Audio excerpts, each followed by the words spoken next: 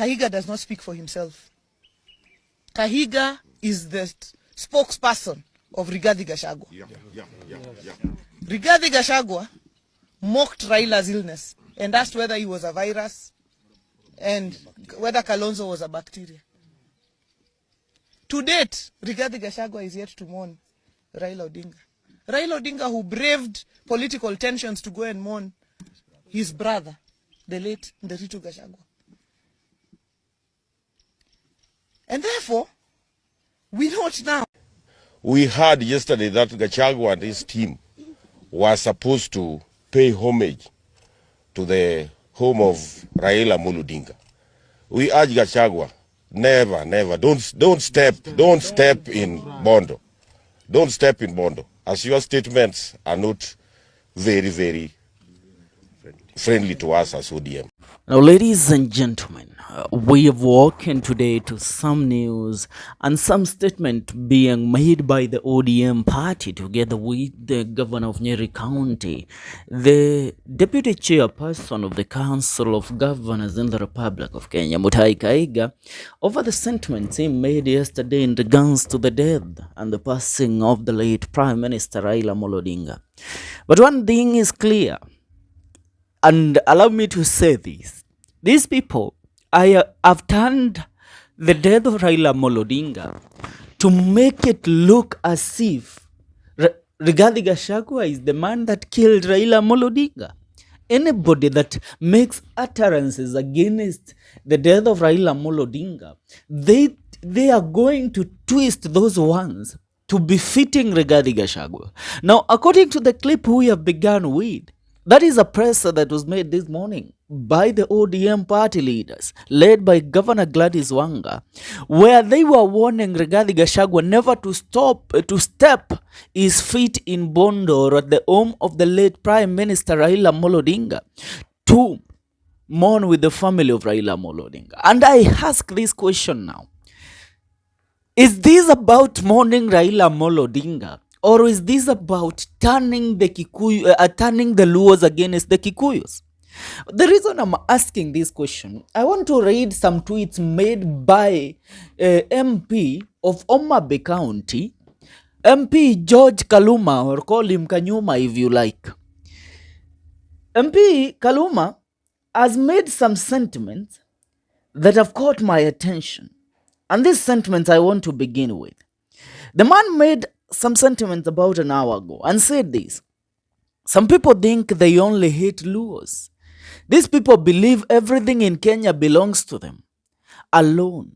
People from other communities and regions don't deserve development and public service jobs despite being taxpayers. Let us all support President William Ruto to build one Kenya. That is the first sentiment that this idiot made. And I go forward reading the other one. He says, don't blame Governor Kahigas. The Kikuyu took an intergenerational oath in 1969 to 8 Luos, whether alive or dead. The current champion of these 8 Luos choir in Mount Kenya is Gachagua. Our people don't force love upon those who hate you. We stand with Ruto. And he completes by saying, why blame Governor Kahigas? The Kikuyus took an oath in the year 1969 to hate Luos, with or without reason, dead or alive. Baba left us with Ruto for our own good. Leave him for the enemy and you will be eaten alive.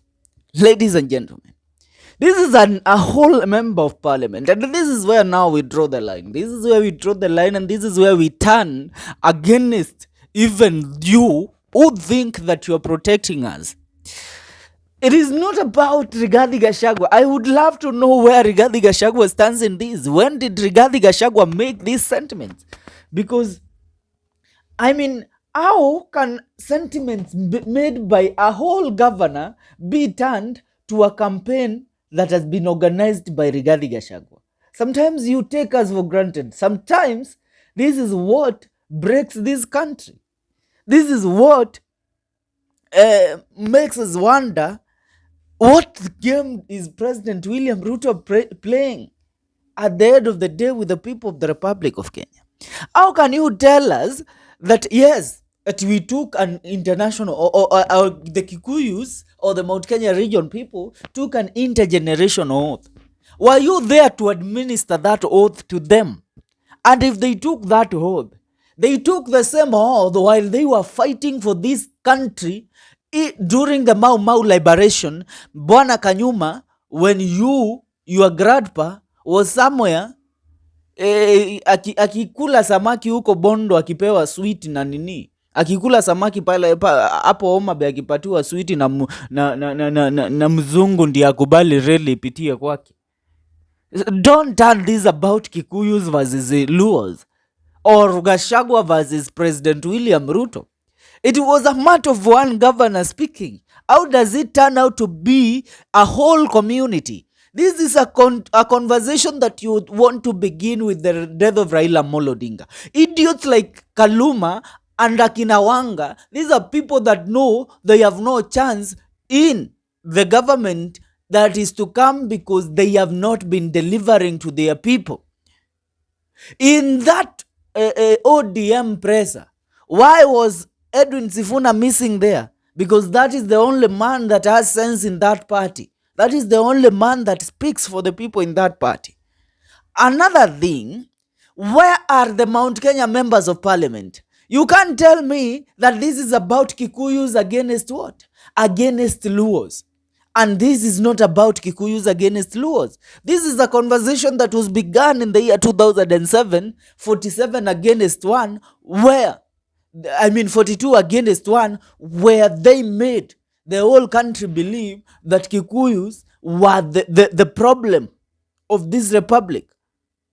This is what Raila Amolo Odinga did not want.